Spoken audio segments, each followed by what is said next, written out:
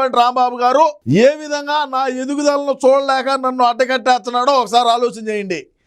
మంత్రిగా పనిచేసినటువంటి ఆయన ఏ విధమైనటువంటి అంటే ప్రెస్ మీట్ పెడితే నా మీదకి వచ్చి మాట్లాడటమే తప్ప వేరేది ఏమన్నా ఉన్నదే ఆలోచన చేయండి. అంబటి రాంబాబు గారు గతంలోనూ మాట్లాడినాడు, ఈ రోజు కూడా ఏదో ప్రెస్ మీట్ ముందుకు వచ్చి నా గురించి కొన్ని వ్యాఖ్యలు చేస్తున్నాడు. మరి దేనికి చేయాల్సి వచ్చింది? నేను అన్నను ముఖ్యమంత్రిని చేసుకోవాలా, ప్రధానమంత్రిని చేయాలా అనేటువంటి లక్ష్యంగా పోయేటువంటి నన్ను దేనికి అడ్డకట్టేస్తున్నాడు, దేనికి ఆపాలని ప్రయత్నం చేస్తున్నాడు? అన్నను మళ్ళా ముఖ్యమంత్రిని చేయాలని ఆలోచన అంబటి రాంబాబు గారికి లేదా అని అడుగుతా ఉన్నా. నేను ఈరోజు ఏది మాట్లాడినా నేనేం మాట్లాడుతున్నానో ఆయనకు అర్థం కాలా అంటాడు. ఏం మాట్లాడినా కూడా నాకు అర్థం కాలేదు, ఏం మాట్లాడతాడో నాకు అర్థం కాదంటాడు. అందులో భాగంగా అంబటి రాంబాబు గారు నా గురించి ఏం వ్యాఖ్యలు చేసినాడు ఇందాం, ఆ తర్వాత మనం ఒక వీడియో విశ్లేషణ చేద్దాం. చెప్పు రాంబాబు అన్న, చెప్పు.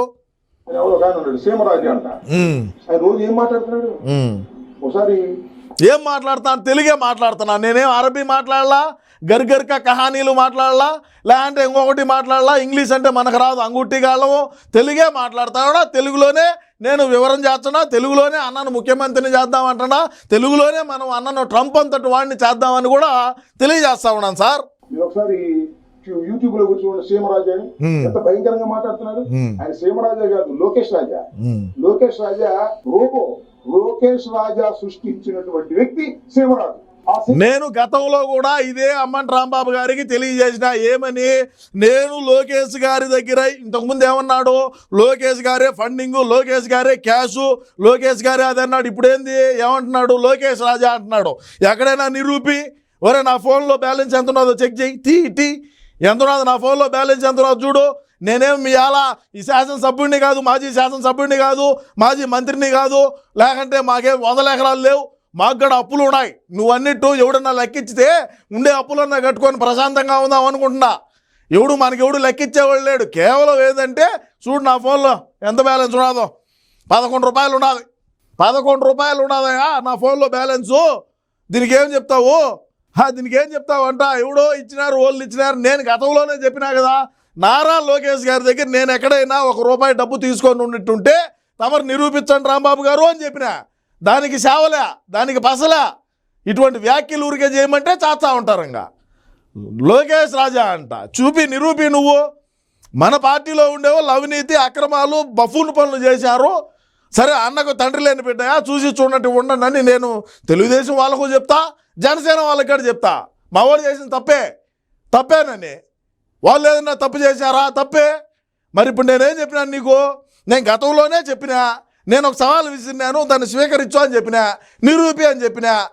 నాకు అప్పులు ఉన్నాయని చెప్తున్నా, నాకు పొలం లేదురా స్వామి మీ అలా అని చెప్తున్నా, మీ అలా ఫామ్ హౌస్లు లేవని చెప్తున్నా, మీ అలా గెస్ట్ హౌస్లు లేవు.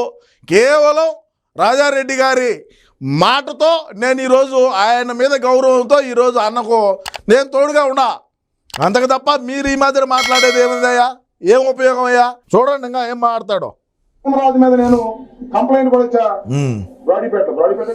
ఏ కంప్లైంట్ ఇచ్చినాడో తెలియదు, ఏ స్టేషన్లో కంప్లైంట్ ఇచ్చినామో తెలియదు. బ్రాడీపేట అంట, ఇంకొక ఊర్లో ఇచ్చి ఇంకొక ఊరు చెప్తాడాడయా. ఏం చేస్తాం అంటే దేనికి కంప్లైంట్ ఇవ్వాల్సి వచ్చిందో కూడా తెలియదు. అర్థం చేసుకోండి. ఏడ కంప్లైంట్ ఇచ్చినామని చెప్తున్నాడు. కంప్లైంట్ ఇచ్చింది ఒక ఊర్లో, ఇంకొక ఊరు పేరు చెప్తున్నాడు. అంటే నా మీద కక్షపూరితంగానే మా వైసీపీ పార్టీ వాళ్ళు చేసేటువంటి పని ఇది. నా మీద కక్ష సాధింపు చర్యలకే అంబటి రాంబాబు పాల్పడుతూ ఉన్నాడు. నా ఎదుగుదల చూడలేకనే నా మీద కేసులు కడతా ఉన్నాడు. నా మీద ఈ అలిగేషన్స్, నా మీద ఈ ఆరోపణలు ఎందుకు చేస్తున్నాడంటే నా ఎదుగుదల చూడలేకనే. మన పార్టీలో నేను ఆ విధంగా ఎదుగుతా ఉన్నాను కాబట్టి నన్ను ఈ విధంగా గుద్దుతారు. చెప్పుగా కేసు రిజిస్టర్ చేయలే, మళ్ళా పెడతా, మళ్ళా చూస్తా. ఇంకా ఎవరు ఉన్నాయండి? గిర్రా కార్పి మనకు సంబంధం లే. నా మీద పెట్టిన కేసు రిజిస్టర్ చేయాలంటారు. దాంట్లో ఏమి తప్పు ఉన్నది? నేను ఎక్కడ ఏమి అసభ్యకరంగా మాట్లాడినావు? నేనేమి ఎర్రచందనం తోలినానా, లేదా మైనింగ్లు అక్రమంగా చేశానా, అక్రమ ఇసుక తోలినానా, అక్రమ ఎర్రచందనం రవాణా చేసినానా, గుట్కా వ్యాపారాలు చేసినానా, మట్కా వ్యాపారాలు చేసినానా, బ్రోకరేజం చేశానా? నీ మాదిరి మహిళల పట్ల అసభ్యకరంగా మాట్లాడినారా? ఏం మాట్లాడినా నా మీద కేసు కడతారు రాంబాబు. దేనికి కేసు? ఏం కేసులు? నేను చట్టానికి న్యాయానికి కట్టుబడి ఉండేటువంటి వ్యక్తిని. మన భారత రాజ్యాంగం ఏదైతే రాసి ఉన్నదో దానికి కట్టుబడి ఉండేటువంటి వ్యక్తిని నేను. నేను దాన్ని అధిగమించి పోయేటువంటి వ్యక్తిని కాదు, చట్టాలు ఉల్లంఘించి పనులు చేసేటువంటి వ్యక్తి సీమరాజా కాదు అని అమ్మన్ రాంబాబు గారికి గుర్తు చేస్తా ఉన్నా. నేను నీ మాదిరి నేనేం బఫూన్ పనులు చేయలా, నీ మాదిరి నేను లంగా పనులు చేయలా, నీ మాదిరి నేను వేరే పనులు చేయలా, నీ మాదిరి సీఎంఆర్ఎఫ్ ఏదైతే సీఎం రిలీఫ్ ఫండ్కి వచ్చినటువంటి బాధితుల్ని వాటిలో వచ్చినటువంటి సగం పైసలు నాకి సగం పైసలు నువ్వు తీసుకో అని చెప్పలా. అర్థమవుతుందా? ఎందో అంట మాట్లాడుతున్నాడు, మళ్ళా ఊరికే అవులేగా మాట్లాడి ఇక్కడ ఇంకా చూద్దాం ఇంకా మాట్లాడినాడు. రాజా అందరిని సృష్టించి మీరు ఎలా చేస్తున్నారు? ఇంత దారుణమైనది. ఇది చాలా దారుణమైనటువంటి విషయం. ఈ అంశాల మీద యాక్షన్ తీసుకునేంత వరకు మేము న్యాయ పోరాటం చేస్తాం. ఇంతకు ముందు సీమరాజా అనే వ్యక్తి మీద నేను కంప్లైంట్ ఇచ్చాను, అది రిజిస్టర్ చేయలేదు. రిజిస్టర్ చేయకపోగా అతను ఇష్టం వచ్చినట్టుగా రోజా గారిని, నన్ను, మరి జగన్మోహన్ రెడ్డి గారిని, నిన్న జరిగితే మన కరుణాకర్ రెడ్డి గారిని ఇష్టం వచ్చినట్టుగా మాట్లాడుతున్నారు. అంటే కరుణాకర్ రెడ్డి గారిని ఇష్టం వచ్చినట్టుగా మాట్లాడుతున్నా అంటే కరుణాకర్ రెడ్డి గారు చేసింది మాట్లాడినాము. మొన్న ఆయన ఆడ పొనుకుంది, రోడ్లో పొనుకున్న మాట వాస్తవము, మరి నేను మాట్లాడింది వాస్తవము. మరి కరుణాకర్ రెడ్డి గారిని, రోజా గారిని, నన్ను, జగన్మోహన్ రెడ్డి గారిని అంటున్నావు. నేను ఏడ మాట్లాడినాను రాంబాబు అన్న?